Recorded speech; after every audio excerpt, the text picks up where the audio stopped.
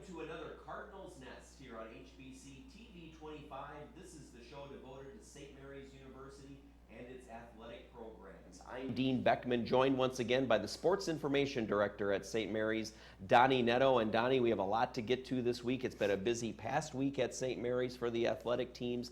Later on, though, we're going to be focusing on women's and men's tennis. We'll bring in Jeff Halberg, who is the head coach for both the women's and men's programs at St. Mary's. And a little bit strange talking tennis when we just had several inches of snow, but nevertheless, the season gets started this weekend. Yeah, you're talking about a busy time, and as you just mentioned, with tennis beginning now, and as I mentioned off camera, we got baseball and softball starting in a week, and you've got indoor track going. So really, it's an extremely busy time up on campus, and it's exciting to get some of the new sports going, and hopefully they can pick up on some of the momentum that our winter sports are carrying in terms of competing for conference playoff opportunities and whatnot. So it's an exciting time up there, and it'll be fun to have Jeff on to talk a little bit about the tennis teams and the goals that they have for this year. Yep. All right, so that'll be a little bit later on in the program, but first we'll recap this past week in St. Mary's sports. And for the basketball teams, we'll start with the women's team, Donnie. A little two-game skid in there. They've had a great season, but against Concordia, they get back on the winning track. And I thought the Concordia game, always a good barometer, right? Because the Cobbers and the Cardinals always seem to have close competitive matchups, and on the road, in a tough environment, St. Mary's comes out on top. Yeah, and we've talked about that a lot with a lot of our sports, in that when you go to Concordia, it's a tough place to play. They support their teams very well, and for us to come away with a victory up at Memorial Auditorium is a great win for them. And I know as Coach Poller, I said, it made the bus ride home a little bit easier. 6 hours on the bus and be able to celebrate a win is kind of nice. Alexa Huseman, you've got to give her credit. She loves to play against the Cobbers. This is the second game in a row that she has played Concordia and scored career-high 20 points, so she did a nice job leading the way. Brandy Blattner had a good game. Emma Schaefer had a good game. Sam Jones, first collegiate double-double, 14 points and 10 boards. So good to see her kind of showing her strengths underneath, and she's had an outstanding senior season, and I really like when our seniors can kind of really step out and accomplish some things that they haven't accomplished before. And for her to get a career high 10 rebounds and get that first double-double, great for her. And obviously when she's playing well underneath, it does a good job of opening up the outside a little bit, and that's where Alexa kind of feasted on Saturday against Concordia. Right, and I think the question becomes, would the Cardinals be 12-5 without the services of Alexa Huseman? She's been the leading scorer a number of times this year, and we've often talked on this program, someone other than Brandy Blattner and Sam Jones and Emma Schaefer will have to step up and assume some of the roles that players like Michaela Meredith and Haley Traum did last year, and it's proving to be Alexa this season. No question, and that's a great point, because when you come into this season, you don't really know what Alexa is going to be able to bring, because she had such a different role last year, and for her this year, she's led the team in scoring now the last 3 games, 12, 12, and now 20, and I think that as she continues to play and as she gets comfortable in the role that she's now expected to carry, and that is as a scorer, I think she's just going to continue to get better, and once that confidence, you get that confidence, you just continue to play better and better. You want the ball, you want those big shots, and right now she's knocking them down. And I think it takes a little bit of the pressure off of Brandy and off of Sam, in that, now Brandy doesn't have to score 28 points and pull in 15 boards for St. Mary's to be successful. There are more people stepping into the roles that are important for the Cardinals to be successful, and I know that makes Coach Poller happy, and the fact that they're all getting healthy again. They've been battling some injuries, and I think that now that everybody is healthy, I think that you're starting to see the real Cardinal team take fold, and they're going to need it, because they've really got a tough road to hoe here as they get ready for hopefully continuing to sit in the middle of that playoff chase with 7 games left in the conference season. Well, and before the Concordia loss, they played at St. Thomas. The Tommies as good as ever again, dominating the conference. But the Cardinals lost by 20 points. It was a road game, and if St. Mary's hadn't gotten off to a really bad first quarter, they really played with the Tommies the rest of the way. So that was also a good barometer to say, hey, they can play with the top team in the conference. No question, and they're going to have, the key for them, it really is getting off to a good start. You can't fall behind by 15 points against a team like St. Thomas and expect to be able to catch up. And so getting off to a good start is going to be key, and they're going to need to be at the top of the game because they've got, this week, they've got Carleton today, and then they've got Gustavus. Gustavus is unbeaten right now and has in both in conference and overall. They still have to play St. Thomas again. They've got to play Bethel again. So there's a big road up ahead, and for them to stay in the conference hunt, they're going to have to be at the top of their game. All right, let's switch now to men's basketball, Donnie, and the Cardinals did have a big loss to St. Thomas. But again, showing kind of the grit and tenacity they've had all season long, came back really strong again on the road at Concordia and battled a good Cobbers team right down to the wire, ended up losing it.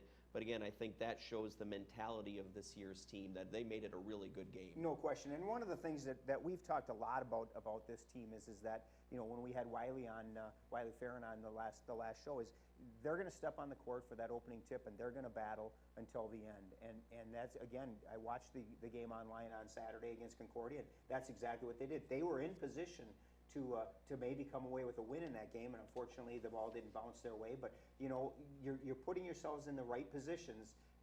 You're going to eventually, you're going to learn how to win those close games. And when you've got a team that's on the upswing and a team that's kind of learning to be in a new position, and that is to be in these close games against very good teams, I think that the future is certainly bright for them, and they continue to play hard and they continue to give it everything they've got. And like I said, they're in these games, and you take away the St. Thomas game, and I think that's a little bit of an aberration. But this is a very good team, and I expect some big things down the second stretch, the second half of the conference season for them. They've got the talent, and I think that they've got that mindset that they are going to give their opponent everything they've got for a complete game, and that's what they're doing right now. And it's not every day you use the word aberration, but you and I were both thinking of the same word, Donnie.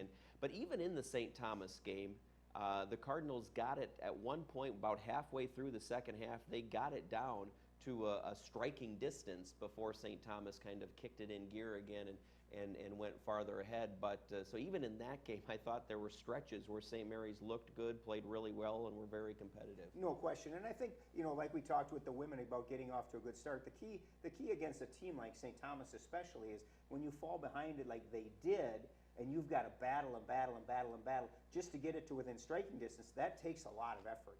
And I think what just happened is they just got worn out. And you like I've been saying, you give them credit for battling back, and it would have been very easy to throw in the towel and say, hey, it's the defending national champs, we're done, we surrender, and they refused to do that. Played them right to the end, and I think that more than anything, they probably just ran out of steam because it was, they battled to get it back to, like you said, to within striking distance, and unfortunately they just could not come up with the shots down the stretch to keep them within that striking distance, and that's how the outcome became what it was. They continue to be a fun team to watch. It'll be exciting to see how they finish this season. Switching over now to hockey, the women's hockey team, really high-scoring games this past weekend against Hamlin. Fun to watch. Unfortunately, the Cardinals came out on the losing end, but there were goals right and left from both teams, Donnie. Yeah, the Friday night game was crazy in that no lead was safe. Hamlin was up 6-3, and you close your eyes and blink, and all of a sudden it's 6-5. And so, I give the Cardinals a lot of credit. They've really been struggling offensively. The four prior games to the Friday night game against Hamlin, they had scored a combined 4 goals. So for them to come away and score 5 goals in that 7-5 loss, a great offensive effort. Jamie Henderson, first collegiate hat trick, outstanding performance by her. And, unfortunately on Saturday, they couldn't generate as much offense, falling 4-2. Henderson again had a goal, which was great to say. She's playing very well, and I think finally stepping back into that role as that offensive leader. Mm-hmm. She was kind of slowly creeping up the beginning of the season, and now she's turned it on and really is playing very well. And they're going to need that from her. They need her to play very well, and they need everybody to get into the act. And we talked last week a little bit about Bailey Went and what she's providing offensively.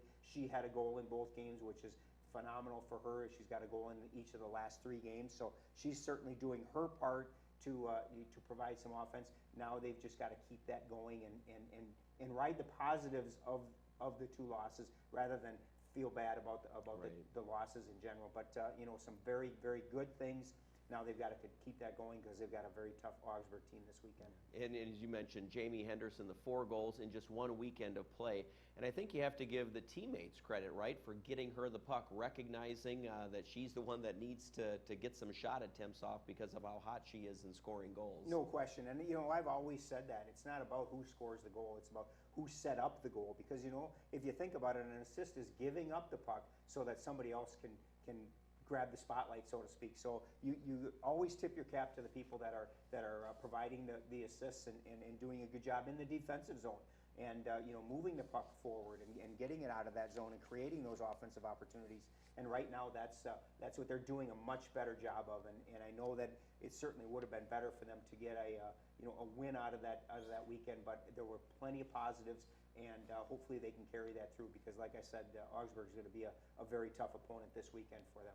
Do the media make too much of the goal scorers, Donnie? I mean, let's face it, in hockey scoring, you get 1 point for an assist, 1 point for a goal. They're scored equally that way in the stats column.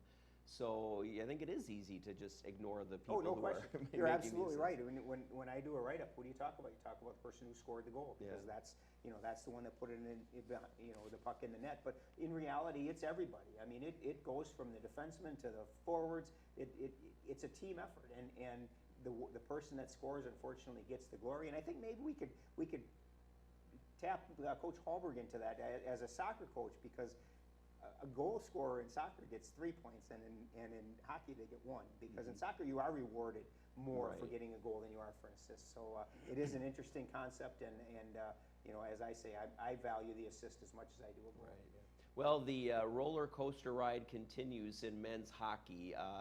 They have a 3-1 victory over Hamlin one night, Donnie, come back the next night and a 7-2 loss. So an interesting weekend, but a weekend they still come away with some points there and still kind of keep their place in the conference standings. Yeah, Jekyll and Hyde performance this weekend, unfortunately for the Cardinals. A big 3-1 win. They played extremely well. Probably one of their best overall performances from every aspect of the game with the 3-1 win, and then they turned around and really did not play well against Hamlin in the second game, and so they get the split. And as Coach Moore always says, it's important to win on your home ice and hopefully steal a game on the road. This year, last week they held serve. They won on their home ice, and then they did lose on the road. But again, they're right in the thick of the playoff chase. They're in the hunt for a playoff berth, and really right now the problem with the Cardinals right now is they've got 3 weekends left, and everybody else has 4 because the last weekend of the season will be their bye weekend. So they're going to have to try and get themselves into a position where they can kick back on that last weekend and just watch the games rather than go, okay, what needs to happen for us to get into the playoffs? And so they've got some very tough games ahead. They've got Augsburg this weekend, which is the defending conference champion and the national qualifier from a year ago. Then they've got Gustavus, and then they close with St. John's. So very, very tough 6 games for them. And hopefully they can put themselves in a position that final weekend, no matter what other teams do, they're already sitting in a playoff spot. And quickly going now to track and field, the women were particularly impressive in the University of Wisconsin Stout Open, Donnie. They performed really well. Yeah, it's been a great start for the Cardinals, both on both sides, and I know Coach Anderson is very happy about where things are at. He kind of uses these first couple of meets as maybe the barometer to see where we're at and where things are going, and he's getting a lot of great performances from a lot of different people, and I think that as the meets continue to grow, that's when he'll really be able to see what these guys are going to be able to do as we get ready for conference championships. It's a very quick indoor season, so hopefully they can continue to roll the way they are right now, and we'll see what happens as we get closer to the conference championships. Yeah, the standout performers: Molly Sweet first in the 3,000. You had Maria Miserelli second in the pole vault. Becca Dupe and Erica Thiel thirds in the long jump and the 3,000 respectively. So top 3 finishes from St. Mary's top performers. Yeah, and Molly's doing a great job. This is the second meet in a row that she really has excelled, and it's going to be fun to watch her as a young student athlete here. It's going to be neat to see what she can do. She's certainly raising a few eyebrows with the performances she's had. Maria Mirzarelli, we talk about her all the time. She's a great pole vaulter, and will continue to be. I think she's one of the best in the conference, so I wouldn't be surprised if hopefully at the indoor championships we're talking about at least a top 2, if not a conference champion in that regards. On the men's side, Brandon Krogman, we talk a lot about him in cross country. He's doing a great job in the indoor season, and it's neat to see those cross country runners just kind of transition into the indoor season and then into the outdoor season, because they continue to do some great things for the Cardinals. Yeah, and finally, the swimmers participated, but no team results in that meet, correct? Correct. Yeah, it was just a non-scored event, and there were a handful of teams there, and the Cardinals did very well. Grace Van Beest got back into action and certainly did her part and did a nice job. Joe Tonda, again, we talk about the top 2 for both the men and the women. Lucas Garadz, Joe and Grace are just continuing to have great seasons, and really with 2 competitions left before the MIC championships, it's time for them to really kind of see where they're at as they really make that final push, getting ready for the conference championships. I know Coach Bartholomew is very excited about the potential for this team and what they can do at the conference championships. I know she feels a lot of them could not only be in the top 16, which gets you to qualify for the evening portion of the conference championships, but she thinks that she's going to get a lot in the top 8, which is the finals, and that would really be great to see, something we haven't had a lot of in the past several years. Good. So we'll have Jeff Halberg, the head coach for the women's and men's tennis teams, in next. And anytime we have in the head coach for the tennis, we like to have a little back and forth with them. So we'll volley with Jeff Halberg next here on the Cardinals Nest on HBC.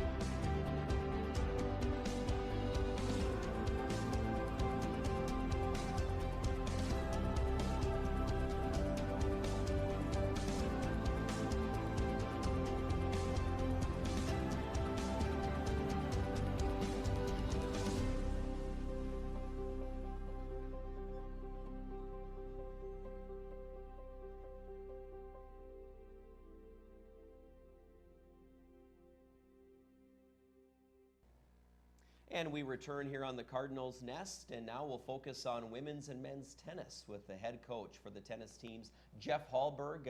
Jeff, you have an anniversary at St. Mary's coming up, a big anniversary soon. This year is your 19th season, right? That's true. At St. Mary's. Yeah, So, yeah. now, does it always start this early? For some reason, the tennis season this year, more than other years, seemed to sneak up on me a little bit. Sure. Well, it does. Although it depends on the weekends as far as the opening weekend. Sure. Sometimes Yeah. it's been the weekend, one weekend later, but this time we, just the way the dates worked, it starts a little bit sooner. All right, so, good. Jeff, can you talk a little bit, as Dean mentioned, his 19th season here, talk a little bit about the changes in tennis, in collegiate tennis, from when you started to now? I know one of the things that hasn't changed is the people at the top of the conference, but can you just talk a little bit about how the whole college tennis has kind of evolved over your time here at St. Mary's? Sure. There's certainly a greater depth now. There's teams that, for instance, in non-conference play that used to be, frankly, easier matches for us to play. They've improved too. So there's a greater depth, which I think is, it's good for the whole division. The MIAC has always been one of the best conferences in the country in Division III. So, it's kind of one of those balance where it's a great challenge for us every year, but since like in men's tennis, Gustavus has won the title 30 years in a row. We're always basically going, okay, let's go for second place. But having said that, there's really a greater depth in there, and actually, for instance, in the men's side right now, the parity in the conference is amazing. After you kind of count the first three, the Gustavus, Carleton, and St. Thomas have kind of snuck ahead of the pack a little bit. But the rest of us are just, it's just a cat fight. I mean, it's such a battle. and the ladies are too. Really, it's very close. But it's really happened outside the conference too. There's really been improvement there. So, yeah, I think there's greater depth. Really the only thing that probably affects us in the northern states is that there's probably not as many top-level players available in the area as there would be, down in Florida, Georgia, the Carolinas, whatever, because of course they can play year-round outdoors. So they have a little bit more depth in that sense, and that's probably why at the national level some of the better teams are in those areas, or out in California, for instance. But having said that, we've got some, obviously we've got some fantastic teams, and our conference is clearly exhibits that. But yeah, that's where those top players that you're going, okay, that's the player we want to get over the edge. Well, there's not as many out there, so we're all fighting for the same kids in that regard. But underneath, really, the depth has really gone up since I've been here. So. When you talk about the depth, I look at, if we talk about your men's team, I look at the depth that you have there. And the nice thing for you really is that depth has been there now for several years. You look at your junior class, you threw them to the fire as freshmen, and they have continued to progress and continue to improve. And really, right now, you've got a very solid lineup as you get ready for Friday's season opener. I really do. Yeah, I mean, honestly, the difference between my 1 and my 6 is it's not as great as it was in the past. We've got a really good team depth-wise, and just every kid is just a talented player. And so, yeah, it'll be an exciting season. It's a very challenging one, but very exciting because we know that we have that parity within the conference. It just makes things exciting every day. If we stick with the men's side, who's going to step forward and kind of replace Colin? Not Colin Kazarowski, not necessarily from a playing standpoint, but from a leadership standpoint, because he really was kind of the leader of that squad last year. And I mean, he was one of those 4-year regulars for you as well. Graduated last year. Who's stepping into that role, or is it going to be more than one person that you need to do what he did last year? Well, for us to be successful, it's really going to have to be the whole team, building together. Brendan Amiot and Brett Geeson, it's very likely they could be coming in at 1 and 2. Bobby Tiedemann, a freshman, is a fantastic player, and he's certainly challenging. Alex Holm always brings us great leadership, and his doubles abilities are fantastic. Alex Zuzik has improved immensely since his freshman year, and he's really putting in a challenge. Andrew Johnson is back, although he just tweaked his hamstring last night, so we'll see if he's back this weekend. But he's back after a 1-year hiatus. Robbie Sobzak, who's a fantastic soccer player, was a real leader as a freshman this year for them. He's really stepped in and kind of done that same thing. He's just a great team guy and a fantastic athlete, and just his potential is enormous. We've got a young guy in also as well, Jake Allen. I shouldn't say young; he's a young old guy because he transferred in. He had taken a couple of years off, but he's actually from the Winona area. He played for Winona Senior High, and he's a great addition for us. Just going right through, I mean, also like Kyle Swanson, he has improved so much since he came in. I'm just excited for everybody because there's a great depth in the team, and it really gives us real possibilities to, kind of make some noise. And same question on the women's side now, right? So let's talk about the women's team. Who are some of the key losses, but now who are the returners that you'll be looking to for the leadership this year? Sure. Well, obviously we graduated Kirsten Hoffman, and she certainly is a loss. She played she played 1 singles for a couple of years for me, and played 2 last year behind Laura, and played 1 doubles. But she was the only loss. She was the only one, and we brought in some good freshmen. I think Cassandra Barr is really going to make some noise in the conference right away. She's a very capable player out of Eau Claire. Had a lot of success and went to state in Wisconsin, and she just suits the girls right down to the ground. It's just a very friendly bunch that's really, they're all about helping each other, building things as a team, and she's just stepped right into that, so I'm excited for her, and Megan Vandenberg, Haley Jorgensen, are my 2 seniors now. I'm just excited for them because they've really gained so much experience and improved so much over the last 4 years. And as I said, just like with the men's, it's no different. The women's, there's great parity, great teams in the conference, but we're going to be right there in that fight for the conference tournament. I mean, last year, I've never come so close to something and have it slip through my fingers. I mean, I've lost 5-4 matches and go, oh yeah, if we won that match, we could have got it. We were 1 point away, not one match away. We won one single tennis point away from the conference tournament, and a tiebreaker, and it snuck away. But I was proud of the effort because it was so much work to get there. And yeah, you're disappointed that you don't make it, but at the same time, you can't really fault where we were. I mean, we were there. Right. I mean, it was just, it's just at that point, it's just really luck of the Right. draw. With a lot of the returners you've got back, is that a motivational factor for them? I mean, is that something that they know how close they were and they're like, hey, this year we're going to get over that hump and get into that tournament? Yeah, absolutely. Although, the great thing about this bunch is that they're self-motivating. I mean, I really, it's not like I've had to be on them and you guys got to work out more in the off season and blah, blah. They were like, we're talking to Matt, we're going to set up the workouts and we're setting up the time stuff. I didn't have to do anything really in the off season. They were just so with it as a team, making sure that they had things prepared. And so it made obviously I got to do this stuff in season, but out of season, it was probably the easiest out of season time I've ever had because it was stress free. I knew they were doing the work and they were like, we got it, coach, don't worry about it.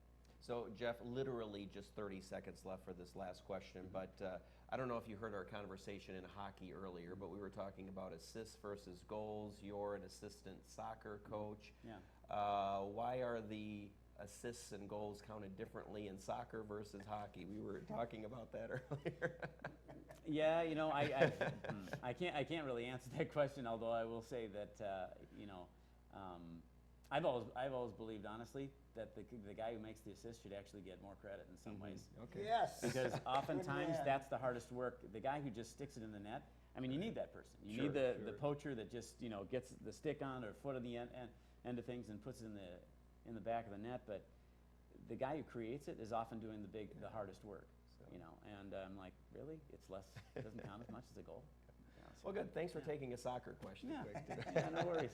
All right, Jeff Halberg, head coach for the tennis teams. Good luck here this season. Thank you. All right, stay tuned. Donnie and I will be back to preview the week ahead in St. Mary's Athletics next here on HBC.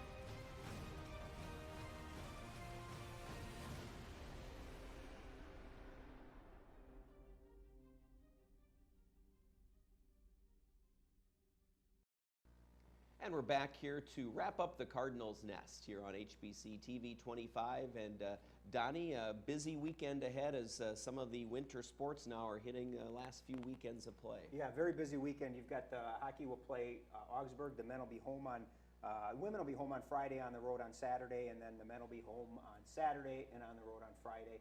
Both basketball teams will take on Gustavus at Gustavus on Saturday. As we had Coach Halberg on, tennis opens up this weekend, Friday against Martin Luther, and then they've got perennial conference power Carleton to open up the MIEC on Saturday, with both of those matches being at the Winona Tennis Center. Women's tennis will play Friday and Sunday, also at the Tennis Center. Swimming is in action. They've got their home triangular with Augsburg and Hamlin this Saturday at the Joe Gurnis Pool up on campus. And track and field is also in action at River Falls, and I think I got them all. Yeah. So Well, the very other busy thing, weekend. right, and February 1st is next week, and that's when the softball, baseball teams can officially start Correct, practice. and they'll head to Florida at the end of February. So it's ramping up for spring sports as well as winter right now. All right, thanks for watching the Cardinals Nest. Tune in again next week right here on HBC. Thanks for watching.